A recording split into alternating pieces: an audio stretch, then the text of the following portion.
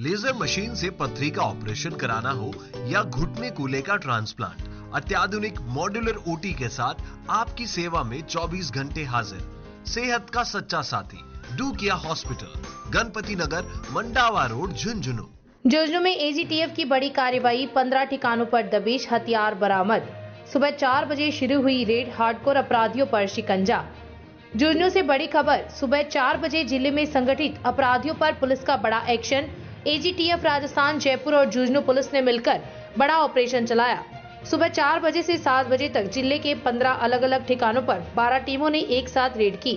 इस ऑपरेशन में 150 से ज्यादा जवान और ईआरटी कमांडो शामिल रहे। कार्रवाई एजीटीएफ एडीजी एमएन दिनेश के निर्देशन में हुई। IG Jaipur range SG Raghavendra Suhasa और एसपी झुंझुनू ब्रिजेश ज्योति उपाध्याय की निगरानी में ऑपरेशन चला। रेड के दौरान पुलिस ने एक देसी पिस्टल और कुल 31 जिंदा कारतूस जब्त किए। पुलिस ने 2 हार्डकोर अपराधियों को गिरफ्तार किया। विक्रम गुज्जर के पास से 28 कारतूस और निखिलेश गुज्जर के पास से पिस्टल और 3 कारतूस बरामद किए गए। सूरजगढ़ इलाके में श्रवण, भालोटिया और अन्य लोगों को डिटेन कर पूछताछ जारी है। एक आरोपी नितिन भड़िया फरार, तलाश जारी। झुंझुनू पुलिस का साफ संदेश, अवैध हथियार और संगठित अपराध बर्दाश्त नहीं होंगे। Shekhawati live report, Jhunjhunu. जिले में जितने भी संगठित अपराधों में सक्रिय बदमाश हैं या एचएस हिस्ट्री शीटर हैं, उनके खिलाफ निरंतर हम दबिश देते रहते हैं। आज M N Dinesh sir, additional DG ANTF AGTF के निर्देशन में उनकी एक स्पेशल टीम आई थी, जिसमें आरपीएस अधिकारी एंड डिप्टी एसपी रैंक के अधिकारी और ईआरटी की टीम आई थी, जो इमरजेंसी रिस्पांस टीम होती है, हमारी स्पेशल टीम होती है दबिश एंड इमरजेंसी के लिए। वो उस टीम के साथ और हमारी जो झुंझुनू पुलिस की टीमें थी, उनके साथ करीबन 100 बाहर की जो पुलिस थे और 100 के करीब हमारी जिले की पुलिस थी। हमने कई चिन्हित जो गैंग के सदस्य होते हैं, आपने सुना होगा, डिफरेंट गैंग हैं जो उसके सदस्य जो झुंझुनू जिले के बाई चांस उनसे ताल्लुक रखते हैं, उन अपराधियों के खिलाफ हमने दबिश दी है और हमने उनके ठिकानों पर बड़ी ही बारीकी से सर्च की है।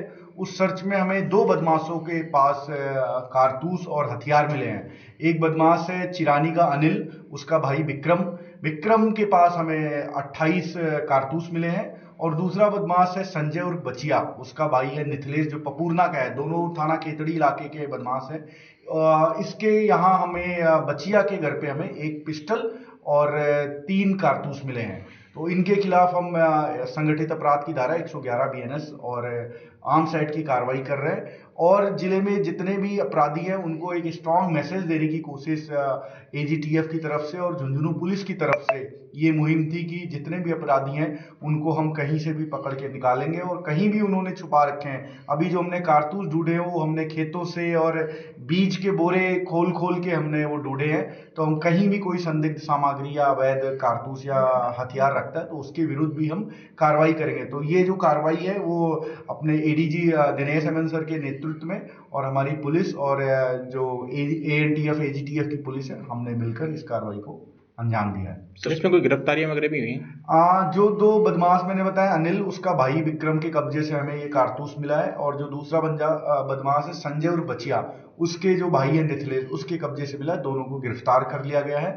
अन्य जो आरोपी हैं उनको भी हमने डिटेन किया है, जो सूरजगढ़ इलाके के हों या वो हम आपको लिस्ट दे देंगे, उनको भी हमने डिटेन किया, पूछताछ चल रही है। बट मुकदमे हमने 2 मुकदमे आर्म्स एक्ट के बनाए हैं। इस तरह की चीजें हैं। एक तो जो गैंग बना के वारदात करते हैं, आपने सुना होगा झुंझुनू में पहले एक बड़ा बदमाश 4 गुर्गे पाल लेता है, उस तरह के जो गैंग है उसका मोस्टली है। और बाकी जो बाहर से बैठे हुए अपराधी भी इनको हायर कर लेते हैं, कई बार घटनाएं कर देते हैं। हरियाणा और पंजाब में कई घटनाएं हुई। उस तरह के जो गैंग है जो बाहर बैठे हुए, उनके भी सदस्य इसमें शामिल है। घटना की आशंका, ऐसा हम अभी अनुसंधान चल रहा है, बट मोस्ट प्रोबेबली ये क्या है, बदमाश हैं, हथियार लेकर घूमते हैं और भय व्याप्त करने की कोशिश करते हैं, तो उनको हमने कब्जे में लिया है। युवाओं के माध्यम से और स्पेशली आपके ही माध्यम से फिर से अपील करना चाहूंगा, हमारी टीम लगातार एक्टिव, अगर कोई भी इनके संपर्क में आता है उसको भी हम उतना ही जिम्मेदार बनाएंगे जितना ही है। तो युवाओं से यही अपील है कि ये दुनिया छोड़कर और कुछ रोजगार पढ़ाई लिखाई पे ध्यान दो। शेखावाटी हमेशा से फेमस रहा है, आप सभी हमें बताते हो कि यहाँ के लोग पढ़ लिख कर सरकारी नौकरियों में फौज में जाते हैं। वहाँ पर अगर ऐसे लोग शुरू होते हैं तो मीडिया और हमारी और समाज की जिम्मेदारी है कि इस चीज़ पे अपील करके और उनको पाबंद करें। हम इनके खिलाफ सख्त से सख्त कानूनी कार्रवाई करेंगे।